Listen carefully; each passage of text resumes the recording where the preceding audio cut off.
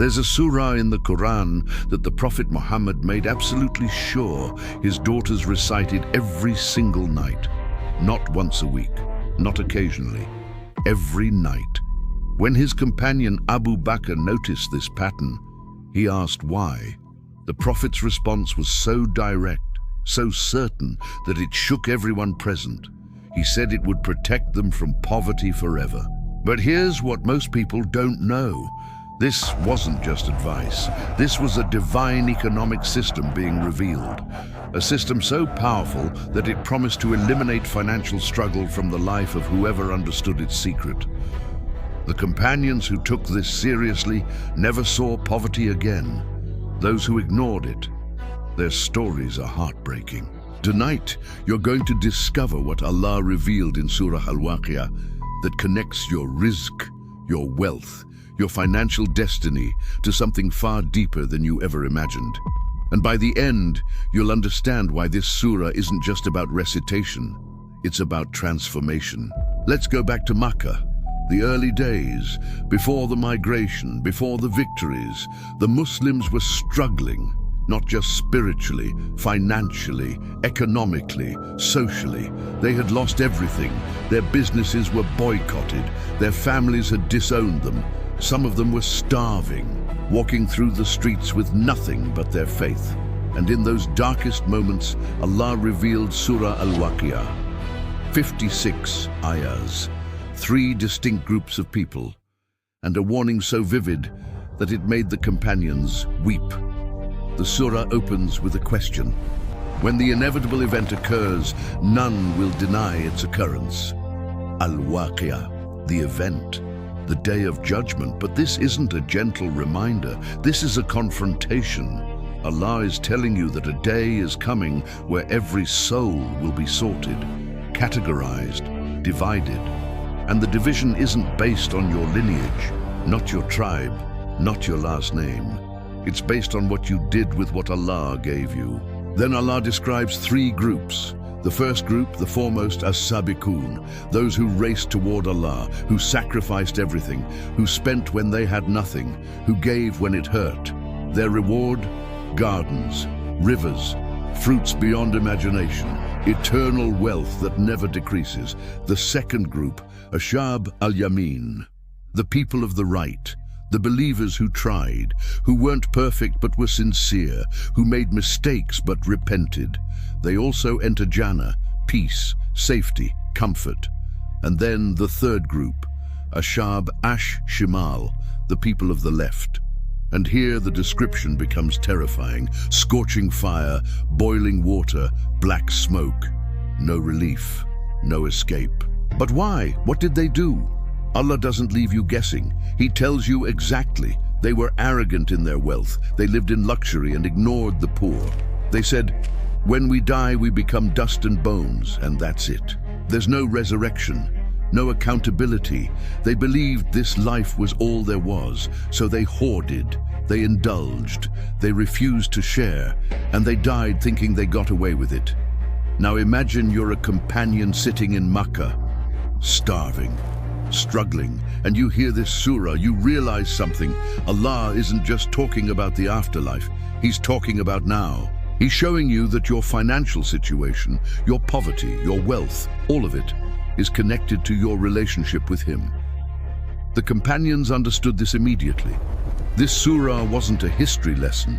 It was a manual, a guide, a divine prescription for removing poverty from your life forever. But here's where it gets deep. The Prophet didn't just tell people to recite it. He lived it, he embodied it, and he made sure his own family understood its weight. Abdullah ibn Mas'ud reported that the Prophet said, "Whoever recites Surah Al-Waqi'ah every night will never be afflicted by poverty." Never. Not sometimes. Not maybe. Never. That's a promise. But why this surah specifically? What's inside it that has the power to transform your rizq? Let's talk about what most people miss. When you recite Surah Al-Waqi'ah, you're not just reading words, You're rewiring your entire mindset about wealth. Look at the structure. Allah spends the first half describing the day of judgment, the sorting, the terror, the regret. Then suddenly he shifts. He starts talking about creation, the water you drink, the fire you kindle, the crops you grow, the very sperm from which you were created. Why? Because Allah is showing you something profound. Everything you have is from Him. That job you worked hard for, He gave you the strength. That business you built, He gave you the idea. That salary you earned, He created the circumstances. You are not the source of your wealth. You never were. Allah is. And the moment you recognize that, everything changes. Your arrogance disappears. Your fear disappears. Your anxiety about money starts to fade. Because you realize you're not depending on a boss or a market or an economy. You're depending on the creator of all of it. But here's the catch. Recognizing Allah as the source isn't enough. You have to act like it. And that's where the test comes. The companions who became wealthy after accepting Islam all had one thing in common. They spent. They gave. They invested in the akhirah while everyone else was hoarding for dunya. Uthman ibn Affan bought a well and made it free for the Muslims. Abdurrahman ibn Auf would send entire caravans of goods as charity. Abu Bakr gave away everything he owned, not once, multiple times. And what happened? Allah increased them, again and again and again. There's a sister I know, single mother, 2 kids, struggling to pay rent. She heard about Surah Al-Waqi'ah, started reciting it every night. But she also changed something else. Every week, no matter how tight things were, she would give something in charity, even if it was just a few coins, even if it meant she had to skip a meal. She trusted Allah. 6 months later, she got a job offer she never applied for. A year later, she owned her own home. 2 years later, she was sponsoring orphans in 3 countries. Coincidence? No. This is the system Allah designed. But let's go deeper. Why does reciting this surah specifically remove poverty? Because poverty isn't just about money. It's about mindset. It's about belief. Most people are poor not because they lack resources. They're poor because they lack trust in Allah. They hoard because they're afraid. They don't give because they think it will decrease them. They don't invest in the akhirah because they're obsessed with dunya. And that fear, that scarcity mindset, that's the real poverty. That's what destroys you. Surah Al-Waqi'ah attacks that mindset directly. It forces you to confront your arrogance, your attachment to this world, your delusion that you control anything. And when you recite it with understanding, with reflection, with sincerity, it breaks you. In the best way, it humbles you, it realigns you. It reminds you that you came from nothing, you will return to nothing, and everything in between is a test. And the only wealth that matters is what you send ahead. The Prophet knew this. That's why he told his daughters to recite it every night.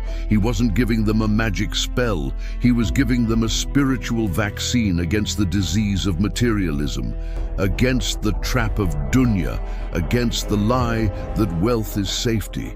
He was teaching them that real security only comes from Allah, and whoever internalizes that will never be poor, even if they have nothing. Now let me tell you a story that will change how you see this surah forever. There was a man during the time of the Tabi'een, a scholar, righteous, known for his worship, but he was extremely poor. He lived in a small hut, barely had food. His clothes were torn. People felt sorry for him. One day, a wealthy merchant came to visit him, looked around, saw the poverty, and he asked, "Why don't you ask Allah for wealth? You're a man of knowledge, a man of dua. Surely Allah would answer you." The scholar smiled. He said, "I did ask Allah for wealth, and He gave it to me." The merchant was confused. "Where? I see nothing here." The scholar replied, "He gave me contentment, and contentment is the wealth that never runs out." The merchant left, but he couldn't stop thinking about that answer. Days passed, weeks. Then one night, he had a dream. He saw the day of judgment. the scales, and he saw that scholar. His scale was so heavy with good deeds that it shook the earth. The merchant woke up sweating. He went back to the scholar, gave him half of everything he owned, and said, "Teach me what you know." This is what Surah Al-Waqi'ah does. It redefines wealth for you. The world tells you wealth is money, cars, houses, status. But Allah tells you wealth is what remains when everything is taken away. The companions understood this. That's why they could lose everything and still smile. That's why they could be tortured and still have hope. Because their wealth wasn't in dunya. It was in Allah. But let's be clear. This doesn't mean Islam teaches you to be lazy, or to not work, or to not seek halal income. No. The Prophet said, the upper hand is better than the lower hand. The one who gives is better than the one who takes. Islam encourages you to work, to earn, to be productive, but it also teaches you that your risk is already written. You're not chasing it. You're walking toward what Allah has already decreed for you. And when you understand that, you stop being desperate. You stop compromising your deen for a paycheck. You stop selling your soul for a promotion. There's a verse in Surah Al-Waqi'ah that most people recite but don't reflect on. Allah says, "We have decreed death among you, and we are not to be outdone in replacing you with others like you and creating you in that which you do not know." Read that again. Allah is saying, you think you're irreplaceable? You think this world needs you? I can replace you in a second. I can create entire generations you can't even imagine. That's not a threat. That's a reality check. You're not as important as you think. Your job isn't as secure as you think. Your business isn't as stable as you think. Everything can be taken in a moment. So where is your real investment?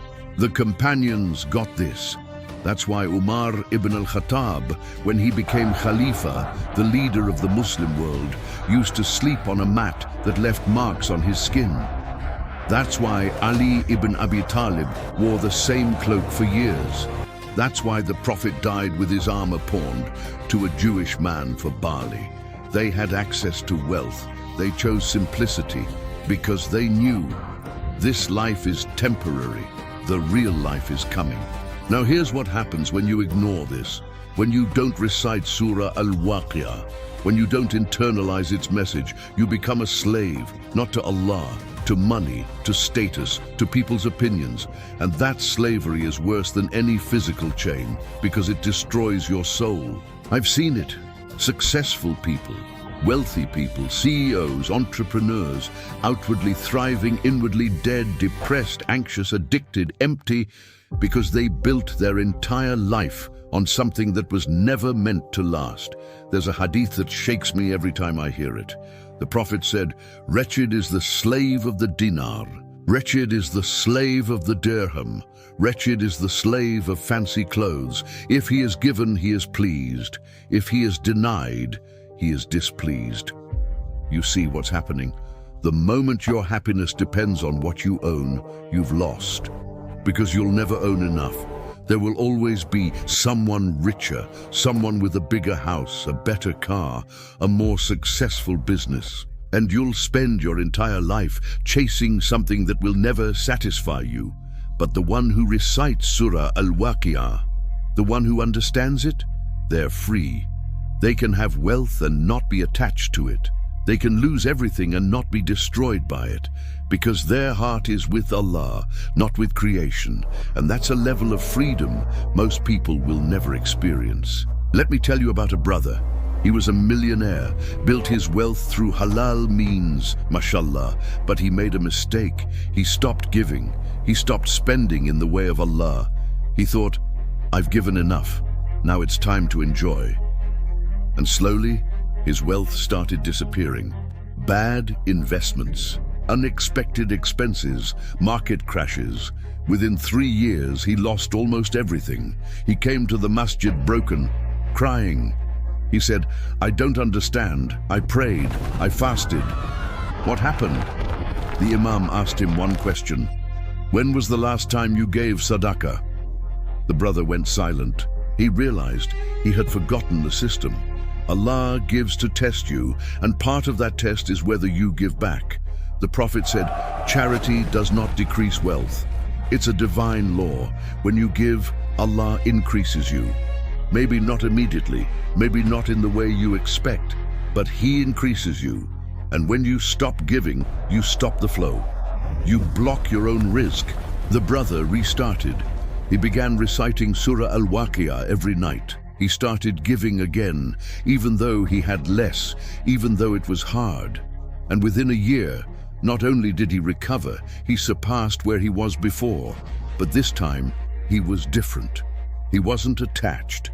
He knew the money wasn't his, it was Allah's, and he was just a custodian. This is the secret. Surah Al-Waqi'ah doesn't just bring you wealth, it transforms your relationship with wealth. It teaches you that everything is a test. Poverty is a test. Wealth is a test. And the real question is, will you pass? So what do you do now? How do you apply this? First, start reciting Surah Al-Waqi'ah every single night. Not just with your tongue, with your heart. Reflect on every ayah. Understand what Allah is telling you. Feel the weight of the day of judgment. Recognize the reality of death. Internalize the fact that everything you own will be left behind. This isn't meant to depress you. It's meant to wake you up. Second, give, even if you have nothing, especially if you have nothing. The Prophet said, protect yourself from the fire even with half a date. Give something, anything, make it a habit. Because when you give, you're telling Allah, I trust you. I know you are my provider, not my job, not my savings, you. And that trust, that's what opens the doors of risk. Third, let go of the attachment. This is the hardest part. We live in a world that glorifies accumulation. More, bigger, better. But Islam teaches the opposite: simplicity, contentment, gratitude.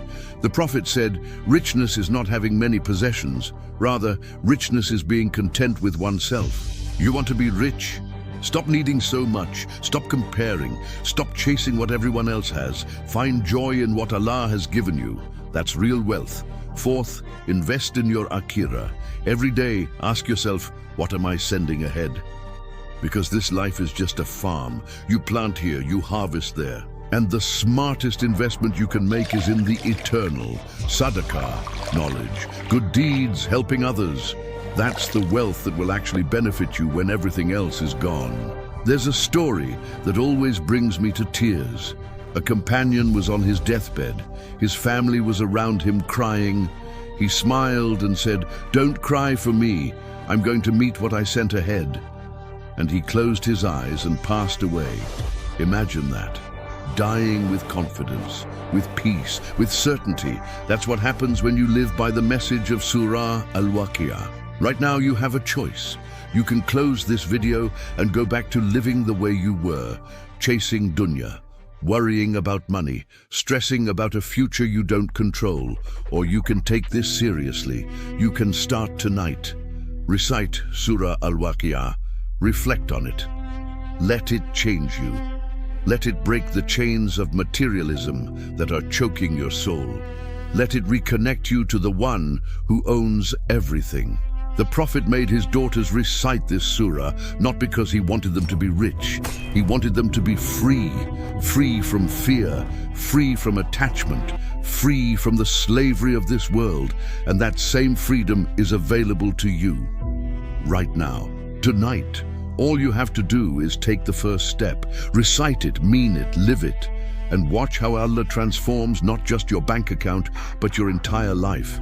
Because when you understand Surah Al-Waqi'ah, you understand something most people spend their whole lives missing, that real wealth has nothing to do with what you own, and everything to do with who you trust.